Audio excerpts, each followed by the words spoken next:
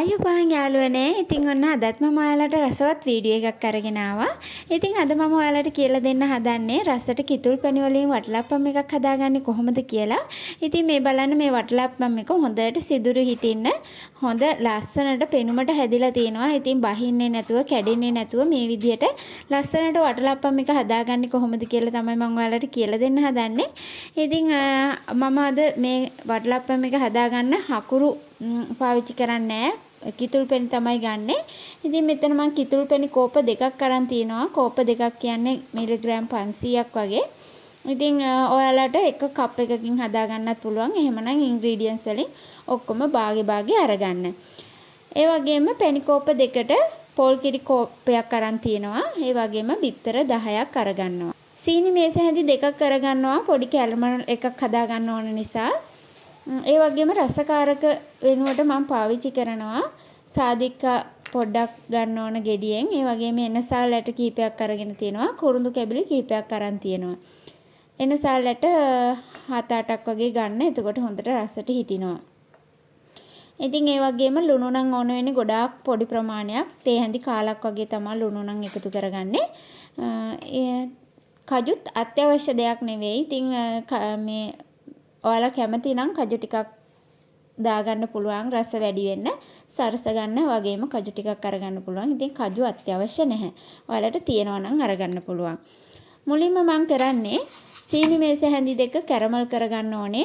Caramel එකක් හදාගත්තාම ටිකක් පැණි වලට තව ටිකක් තදට පාට හිටින්න අරගන්න පුළුවන්. අපේ වටලප්පම් එකට ලස්සන තද පාටක් එන්න තමයි සීනි ටිකක් කැරමල් කරලා අරගන්නේ. ඉතින් සීනි ටික කැරමල් වෙන්න භාජනයට දාලා ඒකම මම මේ පැණි කෝප දෙකත් රත් වෙන්න ලිපේ තියා ගන්නවා. මොකද සීනි ටික කැරමල් එක රත් වුණාට පස්සේ නිවිච්ච පැණියකට දාන්න බෑ. එතකොට සීනි ටික ආපහු හයි වෙනවා. එතකොට කැටි ගහිලා දිය වෙන්නේ නැහැ. ඒ නිසා තමයි පැණි ටිකත් රත් කරගන්නේ. පැණි කෝප දෙකම දාලා මම මෙතන රත් වෙන්න තියනවා. දැන් මේ සීනි ටිකක් දිය වෙලා තින්නේ. මේක හොඳට මේ විදියට සම්පූර්ණයෙන්ම දිය වෙන්න අරින්න.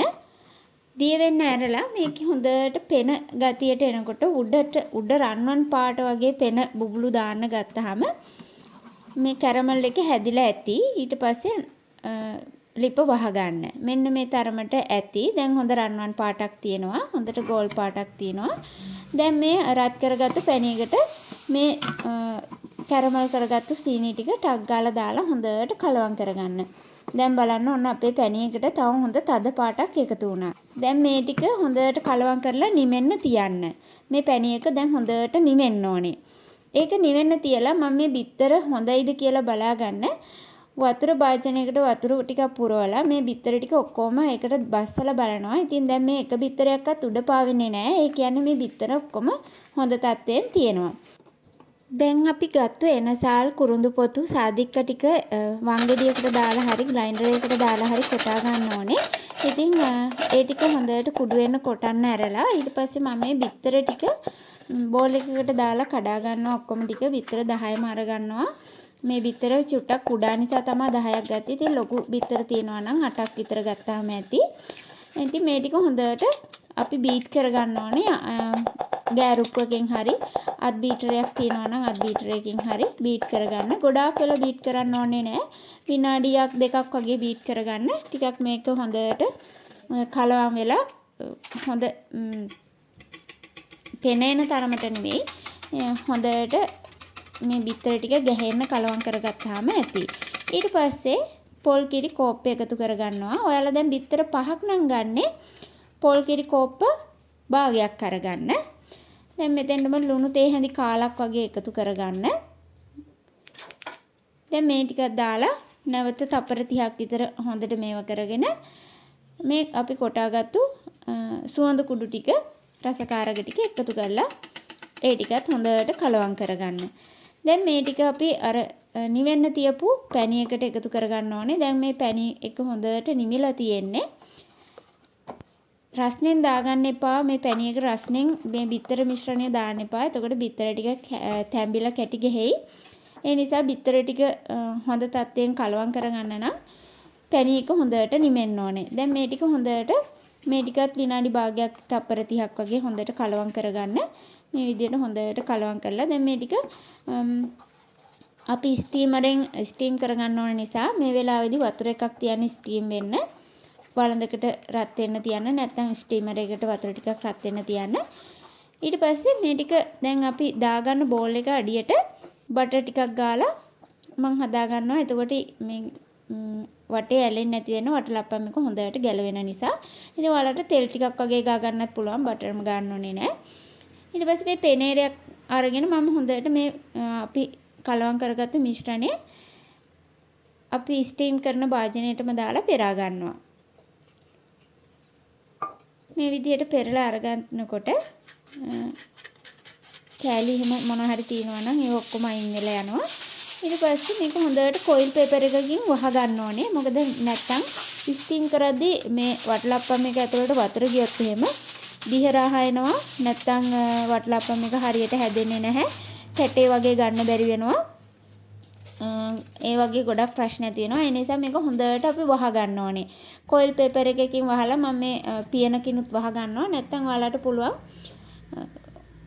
ඔයාලගේ වලං වහන පියනකින් වහ ගන්න. ඉතින් විනාඩි 45ක් විතර මම ස්ටීම් කරගත්තා. විනාඩි 45ක් විතර ස්ටීම් කරලා විනාඩි 5ක් විතර නිවෙන්න තිබ්බා.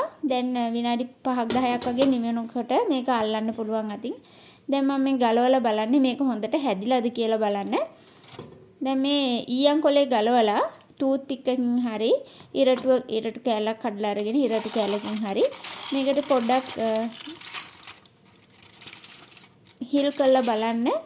අතට ඇලෙන ගතියක් වගේ තියෙනවද කියලා. අතට ඇලෙන ගතියක් වගේ නැත්තම් ටූත් පික් එකට මොනවත් තැවරිලා උඩට එන්නේ නැත්තම් ඒ කියන්නේ දැන් මේ වටලප්පෙම එක හොඳට ස්ටීම් වෙලා තියෙන්නේ. දැන් අමු නැහැ. හොඳට හයි වෙලා තියෙන්නේ. ඉතින් මේ තියෙන්නේ දැන් අපි හදාගත්තු වටලප්පම් එක හරි ලස්සනට ස්ටීම් වෙලා තියෙනවා. ඉතින් දැන් මේක ටිකක් පැය භාගයක් විතර වගේ නිමෙන්න තියන්න. නිමෙන්න දැන් මේ තියෙන්නේ ඒ වගේ පැයක් විතර වගේ නිමෙන්න තිබ්බට පස්සේ ඉතින් මම දැන් චුට්ටක් මේ වටේ බුරුල් කරගන්නවා ස්පැචුලා එකකින්.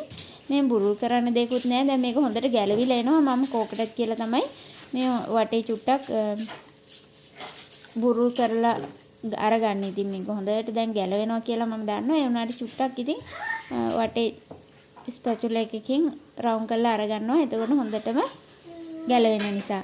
දැන් මම පිඟානක් තියලා මේක අනිත් පැත්ත හරව ගන්නවා. අපිට ටේබල් එකට තියන්න සේව් කරන්න. ලස්සනට පිඟානකට හරව ගන්න. ඉතින් ඔන්න හොඳට ගැලවිලා ආවා. දැන් අපි බලමු හොඳට සිදුරු එහෙම හැදිලා තියෙනවද කියලා අපේ වටලප්පම් එකේ. ඔන්න දැක්කද? දැන් හොඳට සිදුරු හිටින්න හැදිලා තියෙන්නේ. ඉතින් මම දැන් අර පැත්තකින් තියාගත්තු කජු ටික අරගෙන ටිකක් මේක සරස ගන්නවා. ඉතින් මේ විදිහට හරිම ලේසි, හකුරු ඕනේ නැහැ.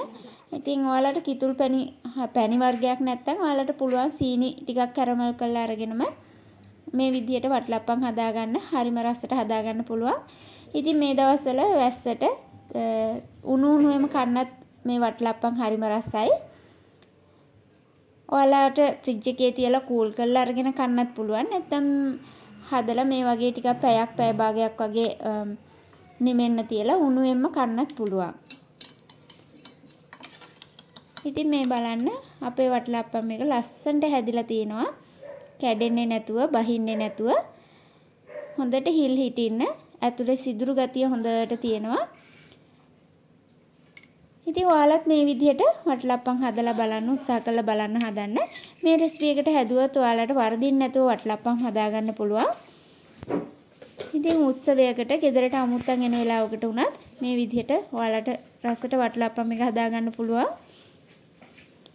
ඉතින් අලුත් වීඩියෝ එකකින් හම්බ වෙනකන් අදට අපි ගිහිල්ලා එන්නම්. ඉතින් මේ වීඩියෝ එක හොඳයි නම් අපේ channel එක subscribe කරලා bell icon එක click කරන්නත් අමතක කරන්න එපා. සීනුවේ ලකුණ click කරලා තියාගන්න. එතකොට අපි වීඩියෝ එකක් අප්ලෝඩ් කරපු ගමන් ඔයාලට බලා ගන්න පුළුවන්.